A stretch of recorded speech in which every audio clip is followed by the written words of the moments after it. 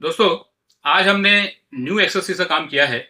इसमें हमने अपना अल्फा सीरीज का अल्फा 2 लेदर लगाया है।